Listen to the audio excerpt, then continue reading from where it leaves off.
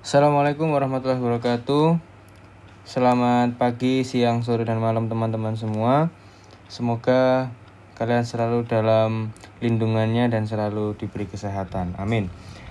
Sekarang di video yang kali ini kita akan membahas soal kiaso lagi, yaitu P14.3. Ini tentang negative amortization. Oke, langsung aja ke soalnya. Gooddeal itu punya sales gimmick. Nah, punya sales gimmick untuk penjualan dia. Jadi kita langsung aja ke soalnya di sebelah sini.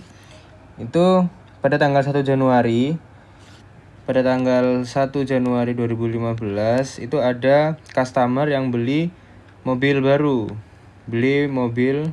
baru. Nah, seharga 33.000 dengan bayar DP-nya 1.000. Berarti otomatis kalau dia segini dibayar DP, berarti dia kurang bayarnya berapa? 32.000. Oke. Di sini dia kurang bayar segini. Annual rate-nya 8%. Annual rate 8%.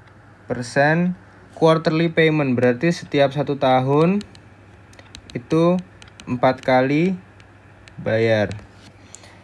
1 tahun 4 kali bayar selama 3 tahun. Nah, di tahun pertama itu setiap kali bayar cuma 400 pound sterling. Oke. Ke payment pada April 1, Juli 1, Oktober 1, dan Januari 1. Oke. Sekarang langsung kita ke soalnya. Yang soal A. Oke. Prepare a note amortization schedule for the first year. Berarti seperti biasa kita bikin tabelnya dulu. N ini untuk periode. Terus di sini ada cash paid. Di sini ada interest. Di sini ada amortization. Dan di sini ada balance. Berapa balance yang kita tulis di sini? 32.000. Kenapa? Karena itulah kurang bayar kita. Cash paid-nya berapa? Cash paid-nya nanti sama ke bawah 400. Interest-nya itu balance berarti D dikali 2%. Kenapa? Karena 8% ini itu setahun. Berarti setiap 3 bulan itu berarti kan seperempatnya. Seperempatnya berarti 8%, dikali seperempat 2%. Oke. Interestnya 2%, amortisasinya B dikurangin A.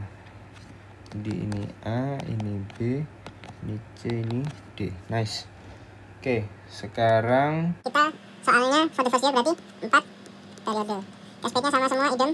Nah, sekarang interestnya 32.000 dikali 2%, 640. Amortisation-nya berarti 640 kali 400, 240. Balance kita jadi 32.240.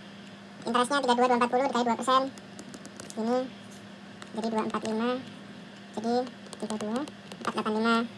Lagi di sini jadi 650. Berarti amortisasinya dia jadi 250. Balance dia jadi 32.735. Terus lagi interestnya dia jadi 655.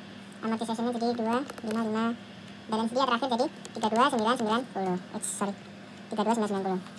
Oke. Selesai soal yang A. Sekarang kita kerjain soal yang B. Apa soalnya yang B? Indicate the amount the customer owes in the contract at the end of the first year. Nah, customer itu punya hutang sekarang, atau ini bisa kita bilang mortgage ya, karena dia beli mobil dan dia ngutang. Berarti itu adalah mortgage yang setiap periode kita bayar itu mengurangi balance utang yang kita punya. Berarti ini. Nah, balance kita di awal tahun kedua itu adalah 32.990, yang dimana angka ini itu lebih tinggi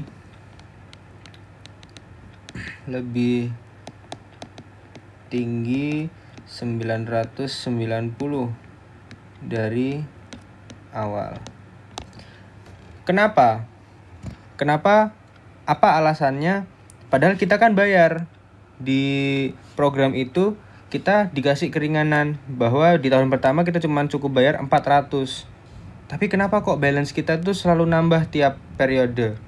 Itu karena prinsip membayar hutang yang berbunga itu kayak gini.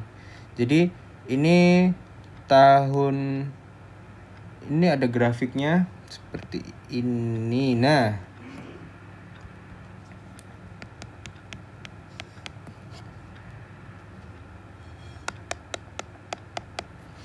dimana yang warna ungu itu adalah interest dan yang warna hijau itu adalah pokok pinjaman kita, pokok utang. Nah, jadi kita di awal itu pasti bayar interestnya itu tinggi banget.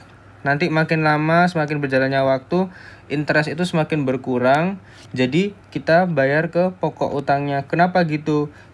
Karena pasti mereka kan cari untung ya kan. Mereka cari untung, makanya di awal-awal kita itu pasti bayar interest dulu. Jadi seumpama nggak kebayar pun mereka masih dapat untung, dan kalau nggak kebayar kita dapat denda. Interest itulah yang akan jadi lingkaran setan itu. Oke, sekarang kita yang C. Menghitung berapa yang kita bayar untuk pembayaran per periode. Oke, kita pakai rumus PVA. Nah, PVA ini kan kita mencari berapa total bunga yang kita bayar.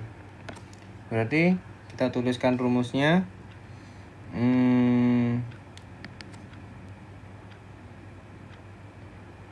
Nominal bulanan nominal per periode kita kalikan 1 min PV per I. Oke. Ini kita tahu nih sekarang di sini 32.990, di sini nominal kali 1 min PV-nya 0,8534 per 0,02. Nanti dia berarti kalau kubalik nominal sama dengan 32.990 dibagi ini, hasilnya nanti ketemu 7,33, yang berarti hasil akhirnya kita setiap periode membayar 4.501. Oke. Yang D. Prepare a note amortization schedule for this new payment for the next 2 years. Oke. Untuk 2 tahun ke depan. Oke. Kita tulis seperti biasa, N cash paid, interest, amortization, sama balance. Balance kita berapa? 32.990. Terus cash payment kita berapa? Akan konstan senilai ini. Nah, 4.501. Interestnya nanti akan D dikali 0,02, amortizationnya B min A. Oke, dan dia akan jadi seperti ini. Nah, kelihatan kan interestnya pakai grafik yang tadi tuh, di awal dia interestnya tuh gede banget. Nah tuh di awal itu tahun 1, tahun 2, tahun 3 dan seterusnya tuh interest dia gede banget. Terus kita bayar prinsipal sendiri itu di awal pasti kecil banget, lama-lama barulah setelah interest itu makin lama makin berkurang, di situ juga prinsipal kita ikut naik. gitu. Oke. Terus untuk yang E itu pendapat masing-masing, tapi yang jelas dengan cara ini bukanlah cara yang sehat untuk menarik pelanggan karena terjadinya informasi asimetris. Sekian untuk video ketiga. Terima kasih. Assalamualaikum warahmatullahi wabarakatuh.